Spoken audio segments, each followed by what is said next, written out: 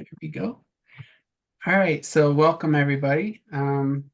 Today's seminar will be from the USEE uh, by Richard Norgaard. He's a professor emeritus at UC Berkeley's Energy and Resources Group. He's also one of the founders of Ecological Economics and the past president of the International Society for Ecological Economics. He served on the scoping committee and was lead author in the fifth assessment for the IPCC and participated in the Millennium Ecosystem Assessment. He served on a lot of committees for the National Academy of Sciences and the former Office of the Technology Assessment, and was a member of the U.S. SCOPE program, Scientific Committee on Problems of the Environment. He's been a visiting scholar at the World Bank and served on the Science Advisory Board of the EPA and the Independent Science Board of the California Bay Delta Authority, among many other accolades that he has. He is currently working on a new book, which we'll hopefully hear a little bit about today. And with that, the U.S. Society for Ecological Economics is pleased to present our speaker today, Richard Norgaard. Thank you. Thank you, and thank you, John. That was a very good introduction, and that you stressed all the committees I've learned from. I've been educated by committee, and it's been a chaotic education, but it's been an excellent one, or at least been good for me. So let me get my screen up and actually switch to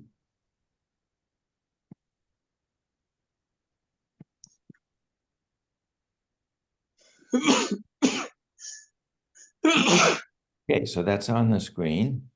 Hold on, if we just ask everybody to please mute yourselves, with the exception of Dr. Norgaard, of course. So yeah, I'll try not to mute myself, though at this age I can do almost anything accidentally.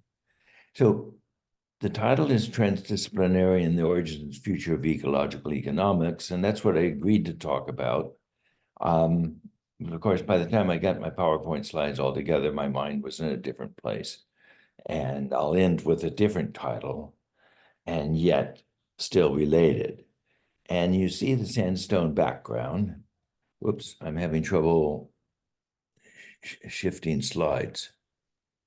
I think you just need to go to slideshow, and if you choose the presentation mode. Okay, so we've got that going. You'll notice a lot of sandstone. Sandstone is really critical to my whole life. It's a long story, but I'll tell you at least a sliver of that story. And the sliver is from a Grand Canyon trip I took in 2011. This one with a bunch of geophysicists. I prefer floating with biologists. I've never floated with economists. I don't think I could do that. These are 16-day trips, and you really get to know each other. The fellow up in the upper right is Mark Richards. He's a geophysicist and currently the vice chancellor for research at the University of Washington. And here's our crowd. And as I mentioned, they're pretty much all academics. And so we call our group Academics Adrift. And rafting the Grand Canyon, you get pretty lost and pretty absorbed, just being down in the canyon. And at night, we're not allowed to have campfires, but we sit around and talk nevertheless. And one evening, Mark Richards gives a talk on the story of the Grand Canyon. And so here we are in the dark, and there's Mark Richards looking very small. And he tells the story. And it's plate tectonics and continental drift, and it's sea level rise and fall. He's got volcanoes and earthquakes, and they're all occurring one after the other, in ever-mixing turmoil. And he talks about all possible physical processes in his 40-minute long grand narrative, but he has no life processes. It's all geophysics. He fails to mention that without the phytoplankton, zooplankton, and the shellfish, that fixed the carbon dioxide, that made the calcium carbonate that holds the grains together. That without life, the cliffs of the Grand Canyon would be no higher, nor more spectacular, nor permanent than the sandcastles we make as children on the beach. And of course, the story is much more complicated than that. There's incredible biospheric dynamics interacting with the geosphere. And the history of life is integral to the very existence of the Grand Canyon. Now, if you were to tell the full story of the Grand Canyon, it'd be very, very long. And who has the patience or the comprehension? But this is just not just an interesting story about sandstone. So at the scoping committee of the fifth assessment for the IPCC, we're in Venice, we're in a 400-year-old building, and we're trying to figure out how to organize the whole presentation. And the IPCC has been in 3 volumes. Working Group 1 does the science of climate change, except the science of climate change is the physics of climate change. And Thomas Stocker, who's the head of Group 1, presented this diagram of the beautiful blue circle of physics with the ecological system and the social economic system having these disturbing arrows into his beautiful blue circle. The chair of Working Group 2 was Chris Field, and he says, well, we can look at this as sort of a Venn diagram of there's physical processes, there's biological processes, and there's the socioeconomic system. And they're overlapping, and we can talk about things that are the different overlaps, and sometimes of all 3 overlaps together. And he tried to argue, let's think about it together. And Thomas Stocker says, no, ecology is not a science. It cannot predict. The IPCC is about the science of climate change. And Stephen Schneider, who's definitely one of my heroes, stands up and say, ecology is the science we have. We need to integrate what we know about the complexities of nature, including what we do not know, into an assessment of climate change. And that's rejected. Our very understanding of science prevents us from fully using all of the science we have. And it's the fragmentation of science that has created the disaster. Modern science has succeeded by analyzing smaller and smaller parts, assuming that unification will sometime emerge. And the technologies that we use are derived from just fragments of our knowledge.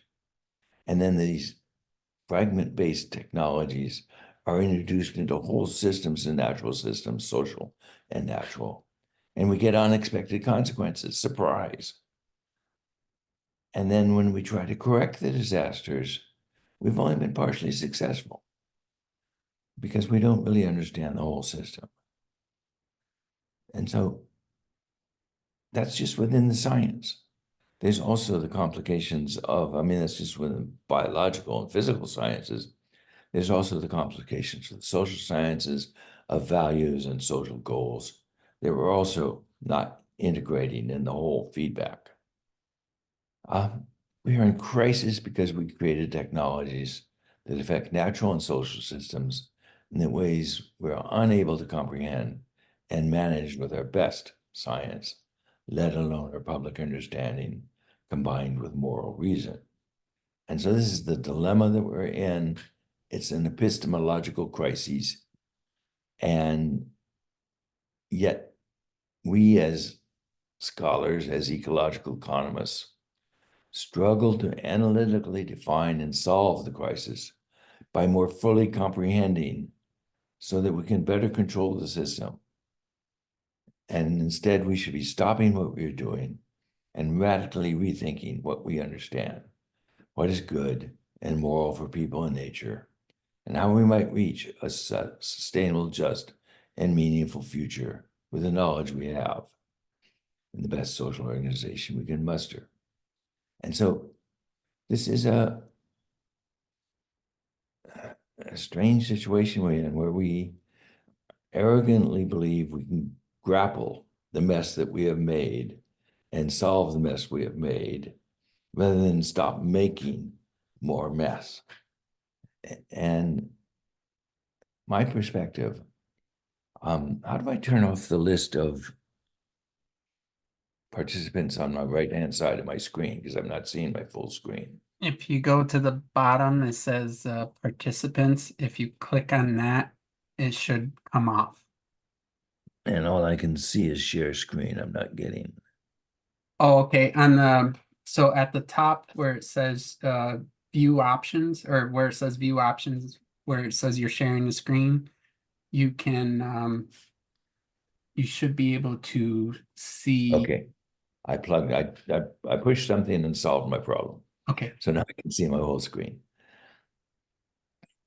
So the public beliefs that we have about modern science, and these are reinforced by how scientists say what scientists are able to say, and how scientists to inform the public, combined with economic beliefs that are taught and reinforced by, of course, economists, but by corporations and the wealthy who have benefited from them, have facilitated the development of a global social, economic, technological system that is detached from both reality and morality.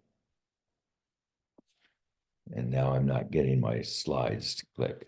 Okay.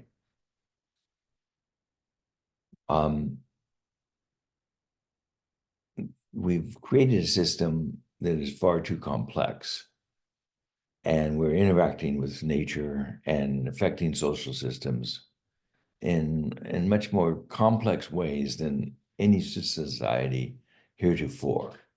And the solution is only to back off, back off. Within ecological economics, we need to transition from thinking that an improved economics can be used to analytically determine what should be done. We need to understand economics as religion rather than as a realm of objective science. So I'm in a transition here that we have mostly within economics argued that, as economists argue, that there is some objective scientific way to understand the system that we're in. But I'm going to argue that economics has actually been the religion, the operating system that we have used that has sustained the mess and facilitated getting into the mess we're in. So economics is our religion. It is a sad, morally shriveled one, but it's modernity's religion, its operating system. And let me just point out that every decision, whether by society, a corporation, or an individual, works out better if it is based on reality and in morality. But thousands of scientists individually understand only fragments of reality, and moral philosophers and theologians are a little more unified. Mainstream economists, however, have been near unanimous in their beliefs about what really is possible, what morally should be done. And we, as ecological economists, should not try to fill the same role that economists have played in society, thinking that we can do it right. So economics, Frank Knight argued, has to be a religion. And this is just fragments from a much longer set of quotes. The point is that the principles by which a society or group lives in tolerable harmony are essentially religious.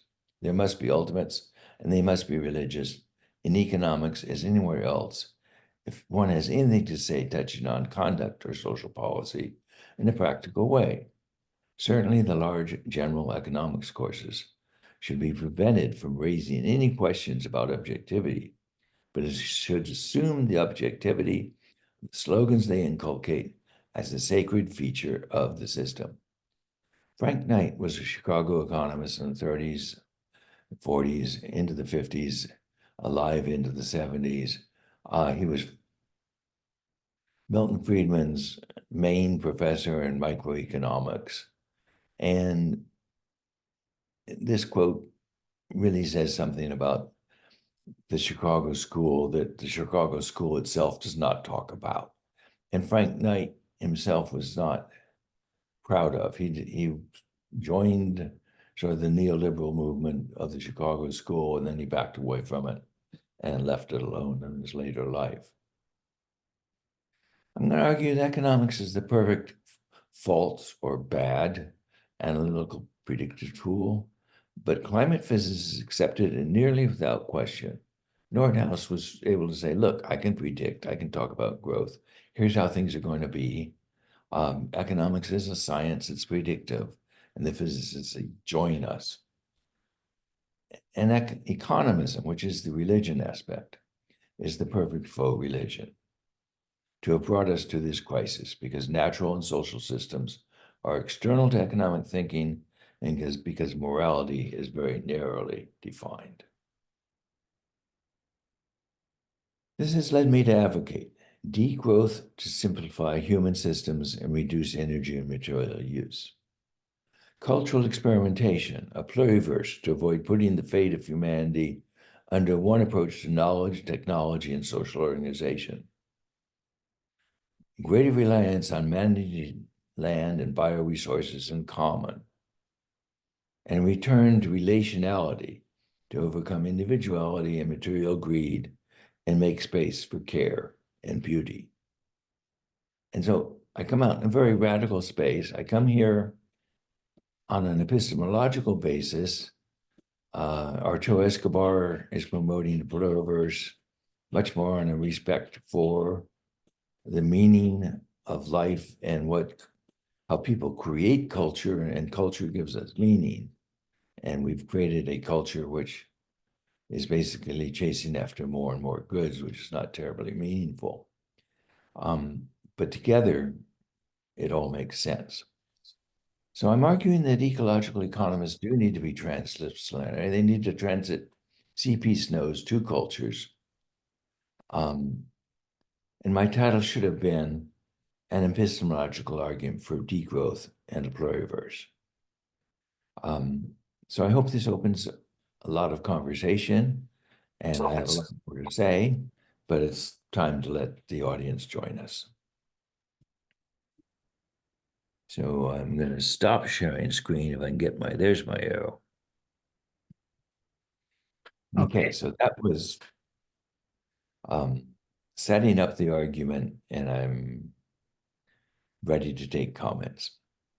So you can either raise your hand or put your questions or comments in the chat, and we'll let you have your time to speak about the presentation. And I will appreciate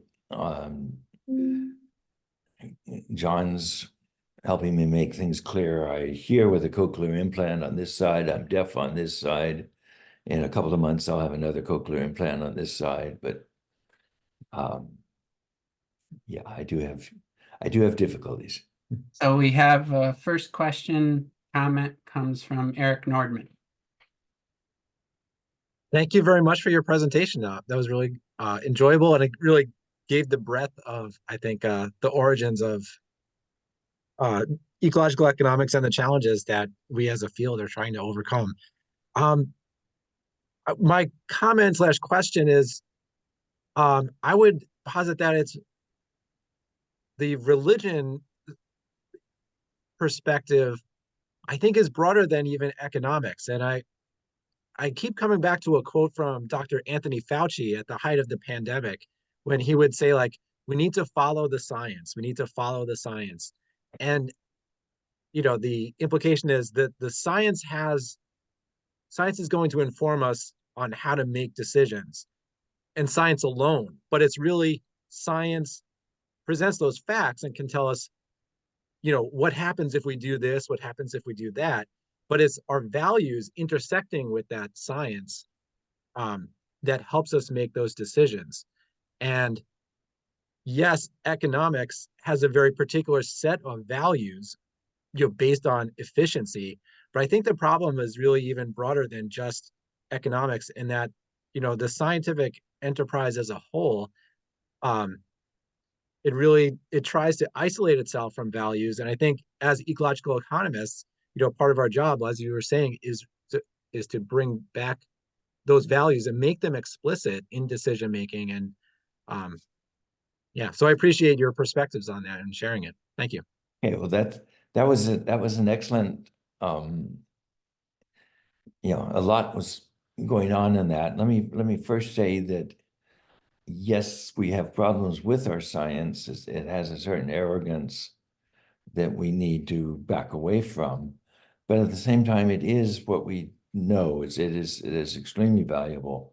There are wonderful things going on in science with our ability to observe the mess we have made, the ability to diagnose and see that we have problems, and certainly the idea that there's a carbon budget that we need to live within. And all of that's coming out of science, and that's extremely important to keep. And so the dilemma that I face is I think about how we address this and get meaningful lives. And yeah, it's messy, because I do really believe we need to maintain the best of the science we have, but we definitely need to back off from just introducing new technologies just based on fragments of the science. We need to reinstate the Office of Technology Assessment to consider technologies one at a time and say, yes, this one's worth experimenting with, but let's watch it before we go too far with it. So how do we both capture the benefits of science that needs a big economy to support it, and capture the benefits of degrowth so that we don't make such a mess of things, is a conflict that I would like to understand better and learn to work with. But it's major. Right, next is I guess the point was also that, yeah, it's the values that we need to bring in. And I think I'm also arguing that we need people to be participating in the process, that we need science not to be done by experts, but we need everybody observing nature, everybody participating more in the process, rather than fragmenting society in ways such that it's difficult to find meaning within such a fragmented society. Okay, I think we've got more questions happening now. next is Eric Kemp Benedict.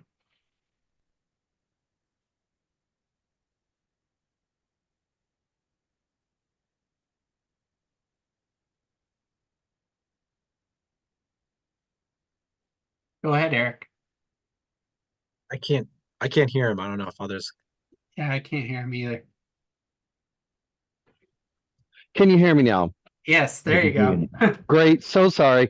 Thank you so much. Really enjoyed the presentation. Found myself agreeing with much of it. I was trying to figure out as you went along if within economists you included, for example, post-Keynesians, Sraffians, and others of that ilk, and other so-called heterodox economists, in the amongst the ones who are creating a problematic picture, or do you see them as more aligned, providing useful analytical tools for understanding economies in a way that would support the sort of problem you want to address?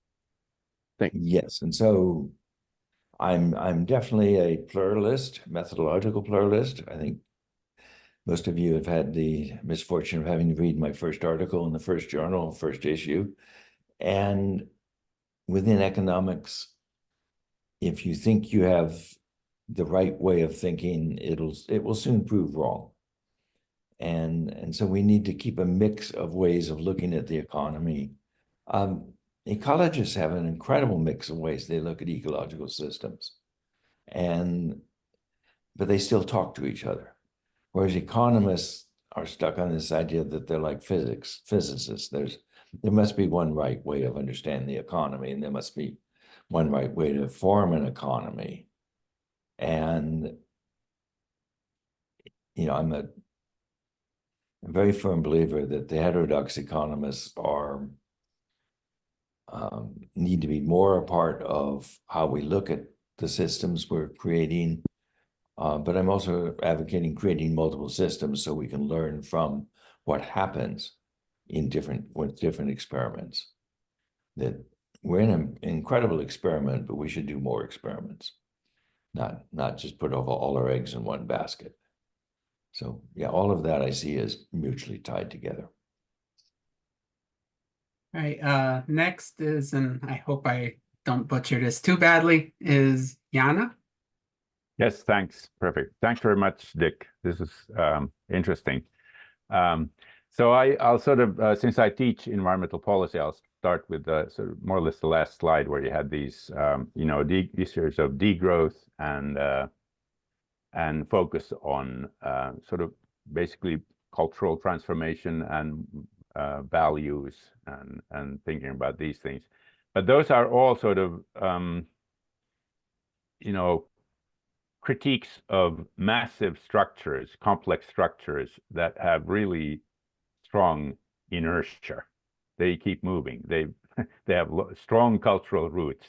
And I wonder what would be your sort of policy recommendation? Where would you start tackling attacking the system or breaking it apart, triggering some kind of change? What would be the sort of very pragmatic policy interventions?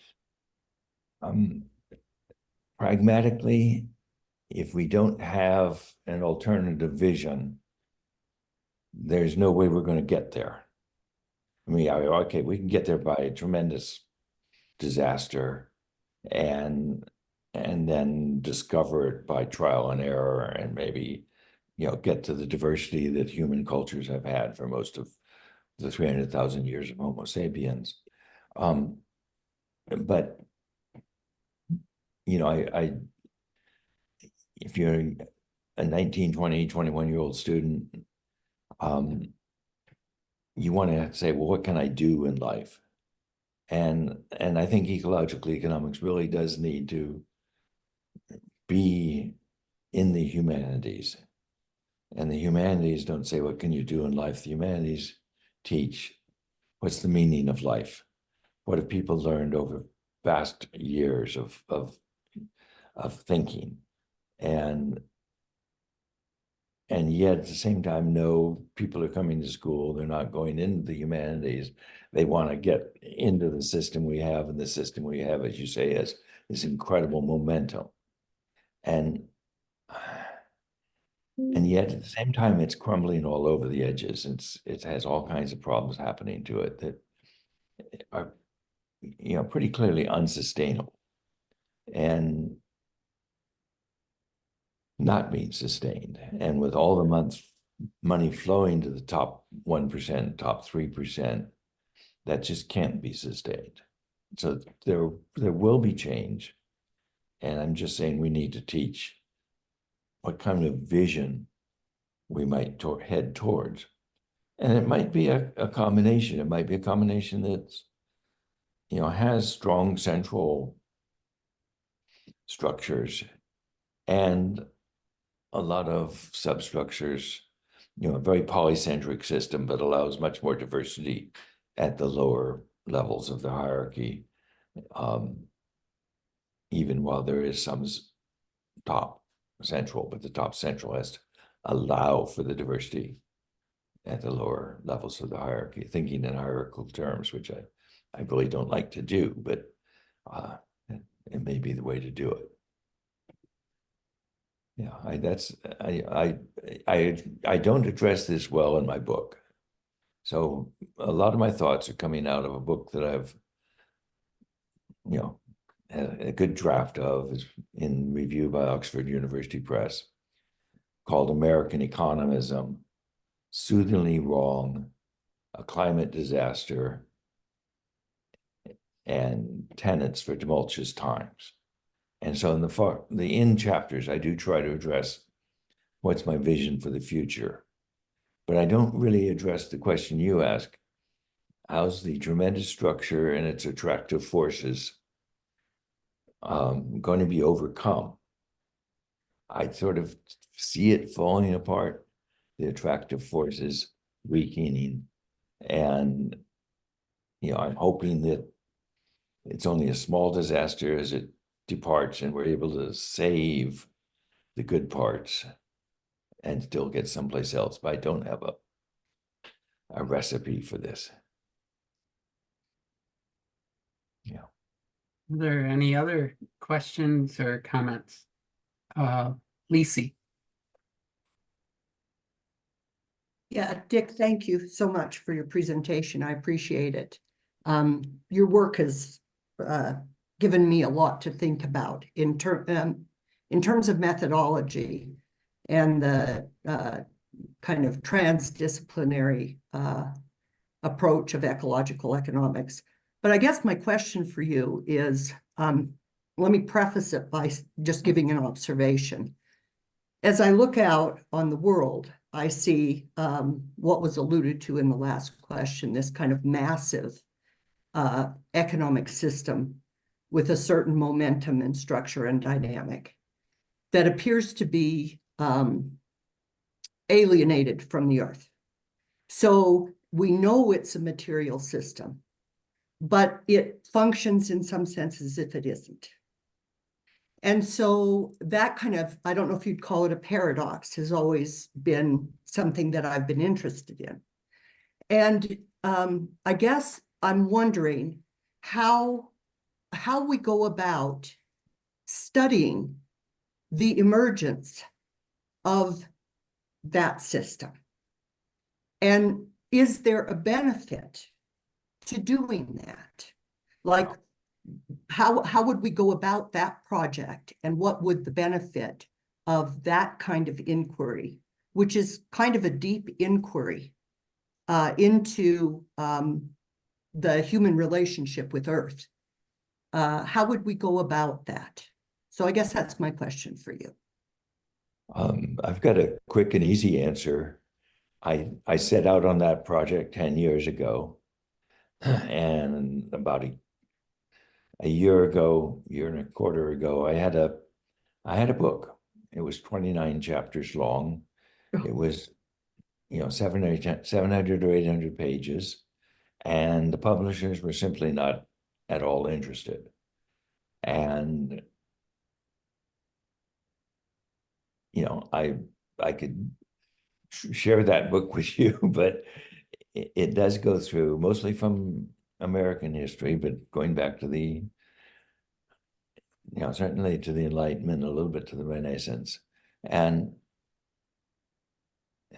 it's a very long story. It's a very complex story. But in the book, I do have, which is 11 chapters, and it's basically only 4 chapters of history. Maybe, in some ways, see it as only 3 chapters of history. I document that economics is religion in the sense that Adam Smith was a natural theologian. He was not a scientist. And, when we teach economics, or when the true economists teach economics, he's this brilliant thinker who provides us with the roots of science. And Milton Friedman even said that the invisible hand passage is this brilliant insight to how the system works, and it's a scientific insight. And it's not a scientific insight. It's Adam Smith actually believing the world is operated by God, designed and operated by God. And that's what a natural theologian would be thinking. And he was amongst that set. And when you go back and read Adam Smith, natural theology and praise of the Lord and the wonders of the system we're in are just everywhere. It's not just here and there. It's sort of every third page. It's what a wondrous world we live in that God has created. And if we could just acknowledge that that economists took Adam Smith and twisted him from a religious person into the founding of the science of economics. Just that much acknowledgement could carry us a great distance. Because then we see that economics, as Frank Knight was arguing, but as other economists have also argued, that what we're doing is preaching a moral system on which we all live by. And if we can get past that, and it's not that difficult, except it's hard to get tenure doing that, I imagine, if you're being reviewed by other economists. So does that help, Lizzie? It helps a little bit, but I guess my question is, because I have this, this question, this nagging question of determinism, that I think plagues us all, because we see that despite years of talking about what's wrong, we have been incapable of significantly changing the trajectory that we're on. And I think we're afraid to think about determinism, but I think about that all the time. Do we have control over this? Can we control this? And it kind of bears a little bit on what you say, because we rely on our sense of values and our, special nature as human beings, as this species that can, in fact, affect change and change the trajectory. And I sometimes wonder whether or not that's actually the case. That values don't seem to drive the system necessarily. No. Unfortunately, that may be unfortunate, but that seems to be the case. I can love the earth and go to work every day at a job that is entirely at odds with any kind of ecological relationship with the earth, because I'm bound up in a system that appears to have a life of its own. Yeah. And so, I think different economists have different ways of going about describing the system. But I think this question of determinism is a question that we're afraid to look at. But I think it's a question that probably needs to be confronted. I think I've been thinking in evolutionary terms for decades now, and yeah, because I switched into an evolutionary mode, determinism becomes a much smaller part of the whole story. But you're absolutely right. We're still, as my fifth slide suggested, or whatever slide that was, Thomas Stocker, is we know when we can predict, and we really can predict, and that arrogance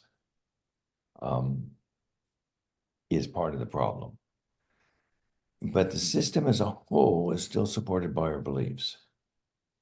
If people didn't believe in markets,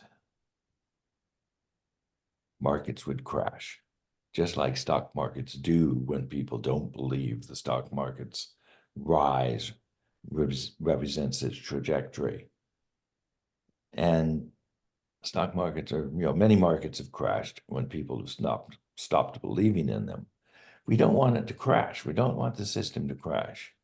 And it's that discontinuity between how do we come up with a system that is workable while we try to get out of this system that's supported by our beliefs that we need to reteach. And it's a mess.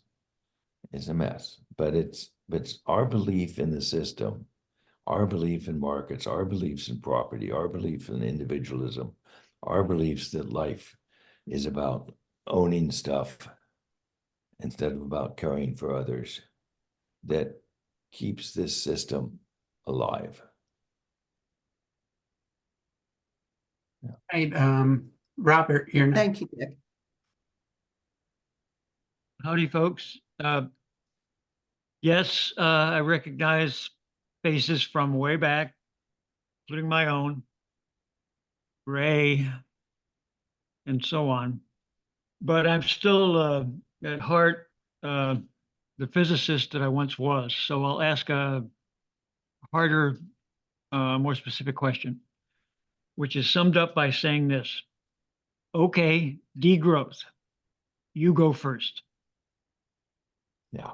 And the instability that implies, and I'm thinking if Elon Musk is in the room, there's going to be a wide range of disagreement. And I'm all for degrowth, but man, if he's going to do it, I, in the end, will probably join the rat race.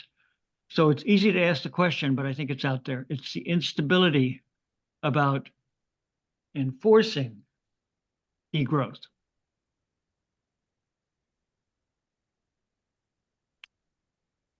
Yes. I agree, Bob. Moving on, yes, That right. one. And um, it may be, I mean, I've written another paper about limits and our belief in systems and systems having equilibria and then getting out of equilibria. And when they're out of, I mean, either you can push a system so far and it'll come back to its equilibrium position. But if you push it too far, it'll break and all hell breaks loose. And I think that's a very important description of a system, but it's not necessarily a feature that all systems have. And it's that understanding of stability and instability that makes us afraid. And yet systems are changing all the time. They're pushing past limits. So the title of the paper is Unlimited Limits. And I really believe in limits because there's so many of them. They were constantly crossing paths in which we can't go back. And yet the system hasn't fallen apart. And the system didn't fall apart. I mean, I worried about it during the pandemic, but it didn't. The rich got richer, which was part of the system's nature. But also we acknowledged that there were essential workers. We didn't pay them enough, but at least there was a new realization. So, yeah, I think it's partly in our characterization of stability and instability and the nature of systems and how we think about systems that prevents us from, just moving along. Evolutionary systems maybe don't have that same, they're changing, but they're reconfiguring and constantly adjusting. And we can just push that process in the right way. Is that, I don't know if that helps at all, Bob. Okay, I'll just say one more thing and then I'll shut up. Basically, the way I zero in on instability is the instability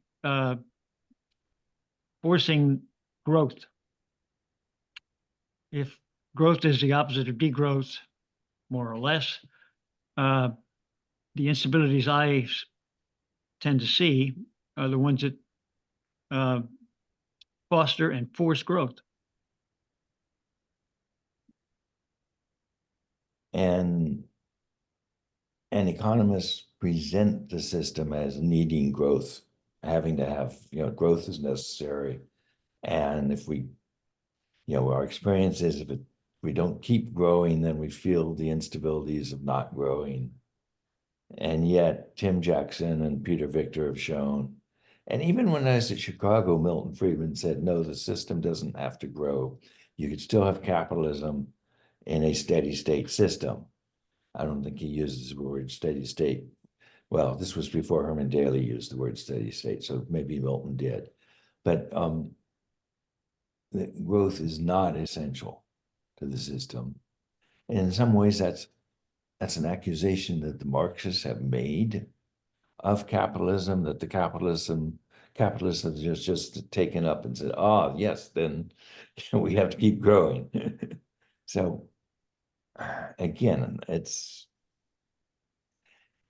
the ways we think and the ways we perpetuated thoughts to the public as a whole are parts of this epistemological problem that I grapple with. Okay, Anne, you're next. Hello, hello everybody. Hi, Richard. Your presentation was very nice, and the discussion also. I'm not like an economist. I'm more like a social scientist interested in ecological economics, and I'm also I really enjoy like I believe that transdisciplinarity is really important, and I'm not involved in transdisciplinary research itself, but I study a bit like more like into like trying to put together like different knowledge system to see if it would be if it we could find maybe solution, or like identify inequalities, or giving the voice of people that doesn't have any voice. But I was and I look a lot I'm in Quebec, Canada, and we're trying to work in transdisciplinarity and even like interdisciplinarity, and I find it there's not a lot of like successful like transdisciplinary initiative. It's really hard to do it, because even within one discipline, people sometimes doesn't really want to work together, and if you combine another discipline or another knowledge system, it's so it's really hard. So I find that in people doesn't seem really, they say it's important, but when it's time to do it, it's really hard, really hard. So it's more like an question. It was like, for you, what would be your advice for a scholar that would like to work in transdisciplinary manner? What you will advise him or her? Wow. And the academic world, the intellectual world, scholarly world was very different when I started in 1970, when I first became a professor. And now it is more competitive. We produce many more PhDs than the system can handle.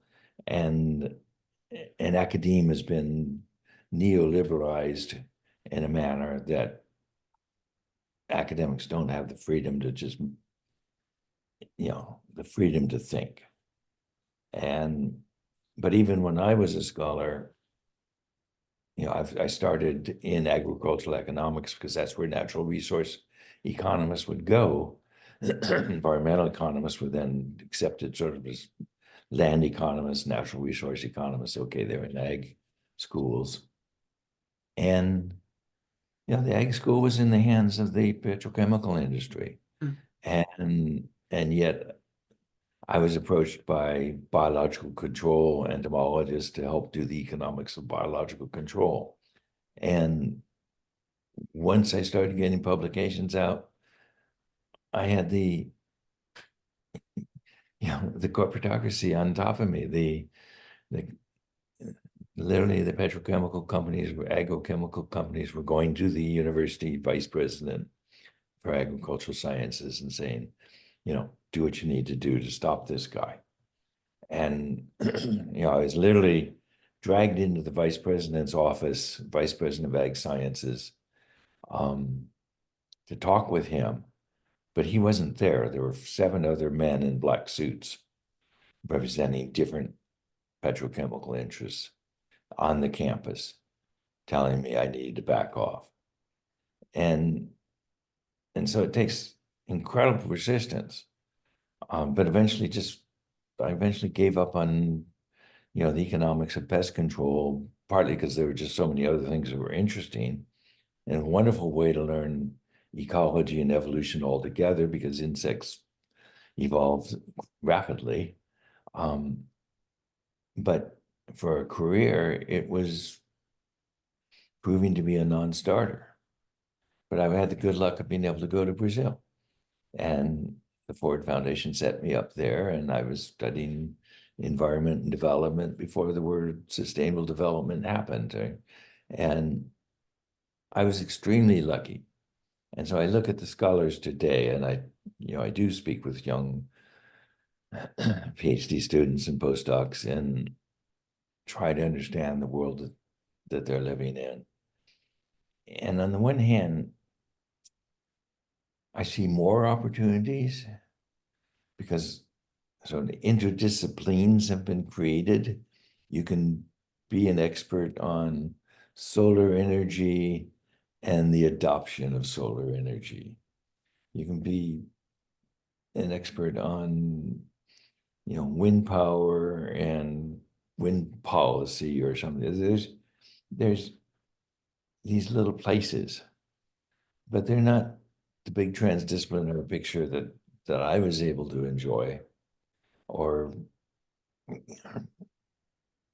when we founded the Energy and Resources Group, it was physicists who were excess physicists because of Sputnik. And there were physicists transiting into biology, physicists transiting into political science. Well, Bob Herendeen can tell the story too. And but we're really moving and could do it within the system we had. I think in some ways you need to knuckle under and do what you need to do just to sustain yourself, and then find other avenues in the non-governmental program world. In the there are other avenues. There's just lots of happenings on the ground where you can be learning, but you do need to put food on your table and pay for your gas bills. And but it's much harder. I was lucky. And as I say, I learned by committee. Because I was sort of one step ahead of any other economists and looking at sustainable development, looking at biodiversity, looking at tropical rainforests, understanding climate change. I was able to be on all these committees in which I was interacting with natural scientists and learning more natural science. Right. That's an acknowledgement of the tough spot we're in. Any other questions? Or comments, I should say.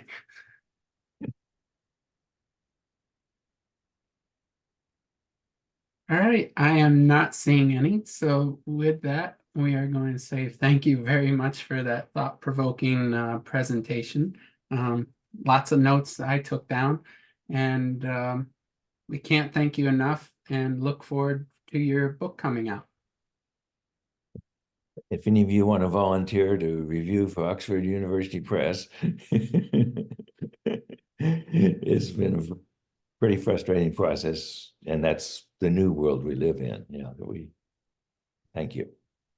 Thank you. And I'll just remind everybody, our next seminar will be April 5th, and hope to see you all there. So thank you very much, and have yourselves a nice weekend. Okay, thanks so much. Thank you. Bye-bye. Thank you. Thank you. Goodbye. Good to see everybody. Thank you.